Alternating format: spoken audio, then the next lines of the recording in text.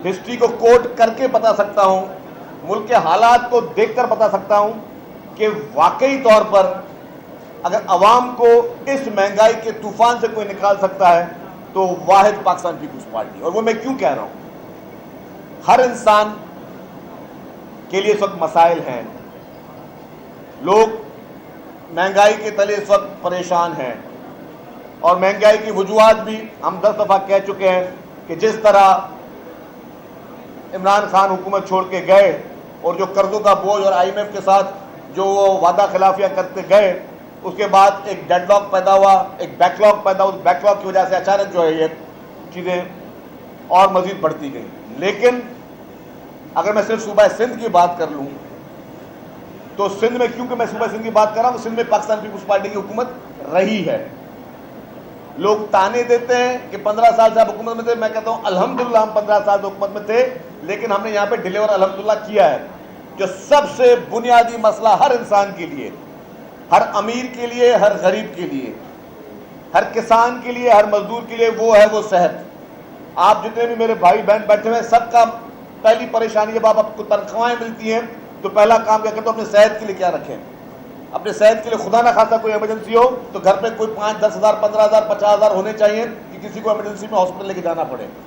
अल्हम्दुलिल्लाह free of cost, मुफ्त में हर शख्स का इलाज पूरे सिंध में हो रहा है और पूरे पाकिस्तान भर की सबसे बेहतरीन अस्पतालें मौजूद हैं, हॉस्पिटल्स मौजूद हैं, तो वो सिंध में मौजूद है और जहां बैठे हम कराची में मौजूद हैं। ओपन चैलेंज है, कोई भी पॉलिटिकल पार्टी, मैं कुछ पॉलिटिकल पार्टी लीडरान को सुन रहा था कि जी पाकिस्तान में अगर तरक्की होती है तो फलानी लीडर की तरफ से होती है, कोई पार्टी कहती थी फलानी लीडर की तरफ से होती है।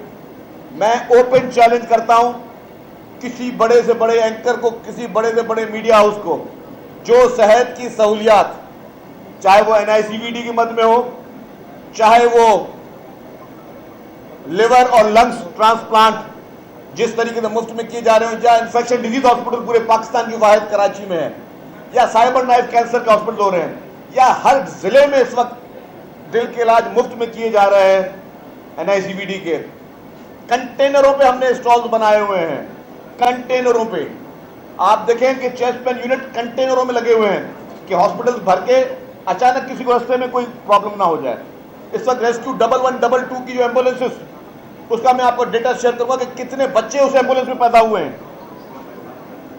मेरे सहाफी दोस्त से बड़ा मेहरबान रिसर्च करें कितने बच्चों ने एम्बुलेंसेस में पैदा हुए हैं। अचानक उन्होंने एम्बुलेंस कॉल की, एम्बुलेंस आई और उसी एम्बुलेंस में उनकी जो है विलादत हुई है बच्चों की। तो आप ये चीज देखें कि ये इस तरीके से डोर टू डोर जो हॉस्पिटल और मेडिकल का जो रिकॉर्ड पाकिस्तान पीपुल्स पार्टी ने किया है, ये हमारे चेयरमैन बिलावल भुट्टो जरदारी साहब का विजन था, ये हमारे प्रेसिडेंट आसिफ अली जरदारी साहब का विजन था और सिंध हुकूमत का विजन था।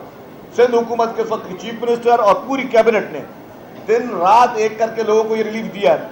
आज हम पूरे पाकिस्तान में किस चीज को रो रहे हैं, जो लोग निकले किस चीज पे निकले, बिजली के बिलों पे निकले कि बिजली में के बिल इतने बढ़ा दिए कि लोग अफोर्ड नहीं कर पा रहे। हम समझते हैं लोग अफोर्ड नहीं कर पा रहे, लोगों के लिए वाकई अजाब है। लेकिन बिजली की महंगी होगी और बिजली के मसाइल होंगे तो ये सबसे पहले ख्याल किसको आया था?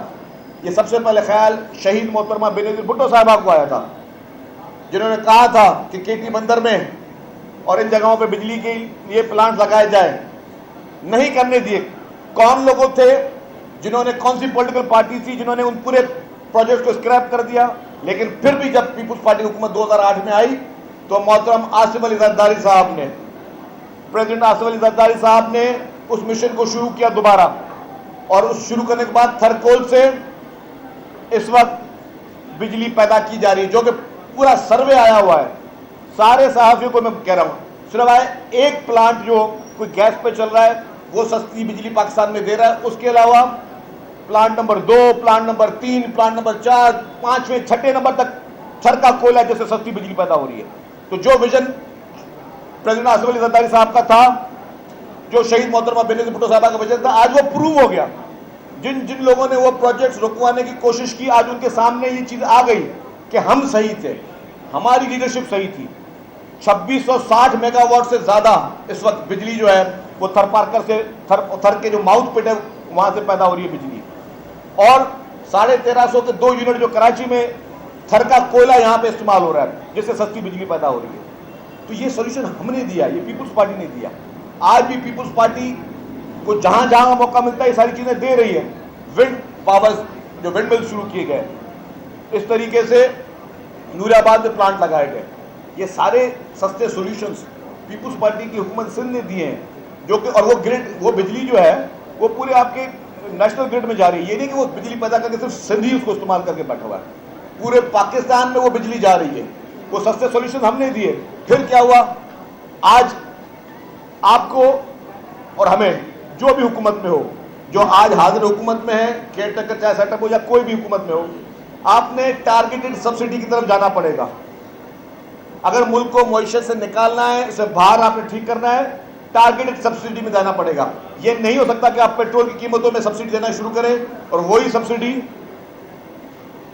कोई सरमायादार भी उस सब्सिडी का फायदा ले रहा हो और कोई मजदूर भी उस सब्सिडी का फायदा ले रहा हो। नहीं, ये सब्सिडी सिर्फ मजदूर को मिलनी चाहिए, सिर्फ गरीब लोगों को मिलनी चाहिए, किसानों को मिलनी चाहिए, बड़े बड़े सरमायादारों को वो सब्सिडी नहीं मिलनी चाहिए। सिंध हुकूमत ने क्या किया इस बिजली के मद में? मैंने आपको बता दिया कि थर का कोयला निकाला, विंड पावर निकाला, नूरियाबाद में प्लांट्स लगाए, घोटकी में बिजली पैदा करने के लिए प्लांट लगाए, और क्या किया? हमें पता है कि बिजली महंगी होनी थी, तो लोगों को आप मुफ्त बिजली कैसे दे सकते हैं? पहले तो थर पार्कर में जहां से बिजली निकली, इस्लाम कोट, वहां तालके में मुफ्त बिजली शुरू की गई। उसके बाद पूरे सूबे के लोगों को बिजली मुफ्त कैसे दी जा सकती है? एनर्जी डिपार्टमेंट ने 2 लाख से ज्यादा घरों को, 2 लाख से ज्यादा फैमिलीज को सोलर पैनल लगा के दिए कि आप मुफ्त में बिजली जो है वो पैदा करें। उसके बाद ज़ाहिर बिजली के बिल बढ़ने थे, जितनी भी आपकी हॉस्पिटल्स हैं, जितने भी आपके स्कूल्स हैं, वो स्कीम लेके आए और वो वर्ल्ड बैंक के साथ लेकर आए कि उन तमाम स्कीमों पे जितनी हॉस्पिटल है वहाँ जनरेटर चलते हैं, एयर कंडीशनर्स चलते हैं, आपके लेबोरेटरीज में एयर कंडीशनर चलते हैं, आपके पेशेंट्स के लिए एयर कंडीशनर चलते हैं। ये तो करोड़ों रुपए के बिल होंगे जो हॉस्पिटल में भर ही नहीं सकती। स्कीम लेके आए तमाम हॉस्पिटल्स को, स्कूल को, इनको जो है वो सोलराइजेशन में लेके आया जाए, घरों को मुफ्त सोलर दिए जाए। इस वक्त जो सैलाब की तबाहकारी है, जिस पर हमारा शिकवा यह था इलेक्शन कमीशन ऑफ पाकिस्तान से, और अपील भी थी कि बराए मेहरबानी जो डेवलपमेंट स्कीम्स जो कि असेंबली ने पास की हैं, आप अभी तक इलेक्शन शेड्यूल नहीं दे सके हैं, तो आप उनको रोक नहीं सकते। जो देरीना मुतालबा पीपुल्स पार्टी की लीडरशिप का ये रहा है वो ये है कि भाई इस वक्त सैलाब ज़दगार जिनको हमने वादे किए हैं, जिसमें वर्ल्ड बैंक भी शामिल है, हम भी शामिल है, उस वक्त की फेडरल गवर्नमेंट भी शामिल है, सिर्फ हुकूमत ने उसको इनिशिएटिव लिया उसको कि हमें 21 लाख घर बना के देने उन लोगों को, वो इस वक्त बगैर किसी छत के मौजूद है। और वो घर हमने रैपिडली हमें शुरू किए, लोगों को डिलीवरी भी मिली और मजीद बनाने थे उसमें, लेकिन वो पैसे रोक दिए गए। उस पर भी चेयरमैन बिलावल भुट्टो ज़रदारी साहब ने क्या कहा, जिनकी आज हम सालगिरह मना रहे हैं, उन्होंने कहा कि सरकारी ज़मीन पे जिन जिन लोगों को आप घर बना के दे रहे हैं, उस ज़मीन का टाइटल उस घर की खातून के नाम पे किया जाएगा, उस खातून को एम्पावर किया जाएगा। दुनिया में कौन सा मुल्क है, पाकिस्तान में मुझे पता है सैलाब तो पंजाब में भी आया, बलूचिस्तान में भी आया, खैबर पख्तूनख्वा में भी आया, वाहिद सूबा सिंध था जिसने कहा कि हम ये 21 लाख लोग घर गिरे, 21 लाख लोगों को हुकूमत घर बना के देगी। वाहिद सिंध हुकूमत थी जिसमें चेयरमैन बिलावल भुट्टो ज़रदारी साहब ने कहा कि उनकी जो मिल्कियत है वो भी खवातीन को दी जाएगी, ओनरशिप भी उनको दी जाएगी। फिर सोने पे सुहागा, चेयरमैन बिलावल भुट्टो ज़रदारी साहब ने कहा कि ये लोग फिर बिजली का बिल कैसे भरेंगे, ये तो बहुत मिस्किन गरीब लोग हैं। उन्होंने हुकूमत सिंध को ऑर्डर दिया कि तमाम घरों में सोलराइज्ड लाइट इलेक्ट्रिसिटी दी जाए, कि वहां पे सोलर पैनल लगे, बैटरी लगे, पंखा लगे, बल्ब लगे, ताकि वो लोग जो बिजली भी इस्तेमाल करें वो भी उनकी मुफ्त हो। सुबह को शमसी तवानाई पे चलाएं, शाम को उसी बैटरी के जरिए वो चलाएं। ये होता है विजन। इस तरीके से आप आवाम को रिलीफ देते हैं, जिसमें आवाम के ऊपर जो बोझ है वो इस तरह खत्म किया जाता है। मैं चैलेंज के साथ कहता हूं, पूरे पाकिस्तान में मुझे कोई एक तो हुकूमत बताएं, चाहे फेडरल गवर्नमेंट हो या किसी और प्रोविंस, जिसने इतने हद तक रिलीफ दिया हो। लेकिन ये सिर्फ और सिर्फ एक विजन है लीडरशिप का, एक कमिटमेंट है लोगों के साथ, अवाम के साथ कमिटमेंट है, अवाम के साथ एक वादा है कि हमें अवाम के लिए सब कुछ करना है। और इसीलिए चेयरमैन बिलावल भुट्टो ज़रदारी साहब ने कहा कि आज मेरी सिंध में हुकूमत है तो हम इस सिंध में कर रहे हैं, हम बेबस है। उन्होंने कहा कि मेरी ख्वाहिश है, चेयरमैन साहब ने कहा ये मेरी ख्वाहिश है कि अगर पंजाब में, बलूचिस्तान में, खैबर पख्तूनख्वा में भी घर गिरे तो वहां पे भी घर बनने चाहिए। मेरी ख्वाहिश है कि अगर आज मेरी NICVD, वो NICVD आप जाके, मैं सारे सहाफी दोस्तों को जाके कहता हूं, और SIUTs देख लें आप हमारी जो सखर में खुद चल रही हैं, आप वहां का रजिस्टर उठाएं। मेरे जितने भी सहाफी दोस्त भाई बहन बैठे वहां का रजिस्टर उठाएं। ज्यादा पेशेंट कहां से आता है सखर में? पंजाब, साउथ पंजाब से पेशेंट आ रहा है, बलूचिस्तान से पेशेंट आ रहा है, या कराची की आपका हॉस्पिटल, खैबर पख्तूनख्वा है, सबको मोस्ट वेलकम। ये नहीं है हुकूमत सिंध ने कहा कि सिर्फ सिंध का बाशिंदा जो है वो ये मुफ्त इलाज करवा सकता है, लाख लाख रुपए के स्टंट डलवा सकता है जिसको हुकूमत पैसे भरी। नहीं, पूरे पाकिस्तान से क्या दुनिया भर से जो भी शख्स आए उसको मुफ्त में इलाज मिलेगा। हमारे आप साइबर नाइट का रजिस्टर उठा के देखें, OPD का रजिस्टर उठा के देखें, अफगानिस्तान से, ईरान से लोगों ने आके इलाज करवाए। आप जाके गंबट का रजिस्टर उठा के देखें जहां पे लिवर और लंग्स का ट्रांसप्लांट हो रहा है, बाहर के मुल्कों ने लोगों ने आके यहाँ पे इलाज करवाए। तो अल्हम्दुलिल्लाह ये सर्विस है। और अगर किसी को उस पर कोई सवाल बनता है, कोई ऑब्जर्वेशन बनती है, प्लीज करें, प्लीज बातें करें, लेकिन रिलीफ अगर पब्लिक को देना है तो वो आपको पीपुल्स पार्टी मिलेगी। आप देखें 2008 में जब पीपुल्स पार्टी की हुकूमत आई थी, उससे पहले गंदुम की क्या पोजीशन थी? गंदुम आप इंपोर्ट करते थे, पाकिस्तान गंदुम इंपोर्ट करता था, लेकिन जब प्रेसिडेंट आसिफ अली जरदारी साहब सदर पाकिस्तान बने तो गंदम आपने एक्सपोर्ट करना शुरू की। उन्होंने उस तरह की मराहते दी किसान को, उस तरीके से उन्होंने वो रिलीफ पहुंचाया कि इतनी वाफिर मिकदार में गंदुम बनी, गंदुम की पैदावार हुई, गंदुम आपने एक्सपोर्ट की। ये लीडरशिप का विजन है। आज हम लोग पूरा मुल्क जो है, सबसे बड़ा कौन से प्रोजेक्ट पे हम लोग बात कर रहे होते हैं? CPEC पे बात कर रहे होते हैं। चाइना के साथ जो हमने इकोनॉमिक कॉरिडोर बनाया है, CPEC पे बात कर रहे हैं, जो कि बहुत सारे हमारे दुश्मन ममालिक को खटकता है वो प्रोजेक्ट CPEC का। CPEC का बानी कौन था? CPEC का विजन किसका था?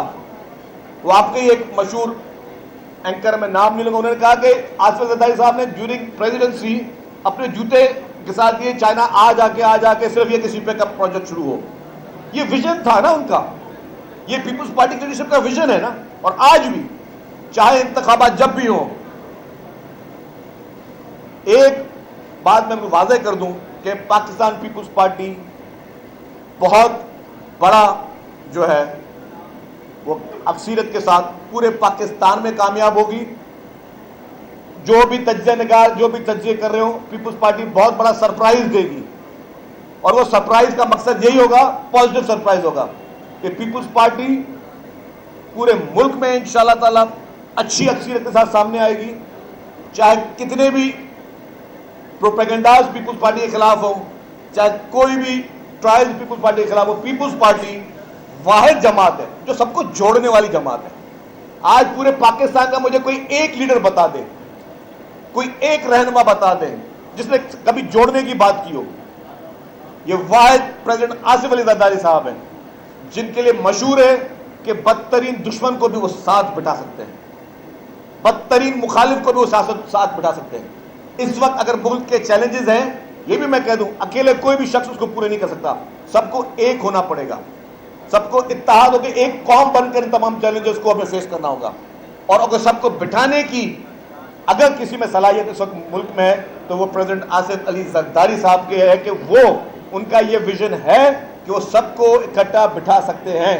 पीपुल्स पार्टी वाहिद जमात है जो इन क्राइसिस में पूरे पाकिस्तान को सब निकाल सकती है।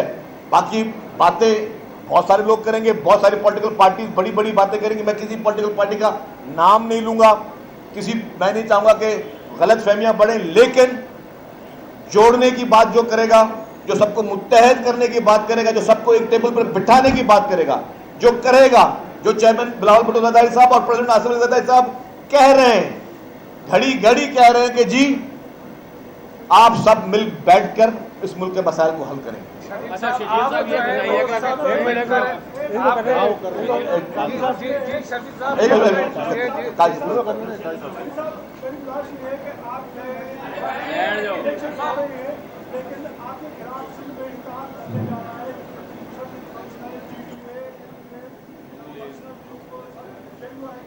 दो चार बार नाम भी ले लें, चले।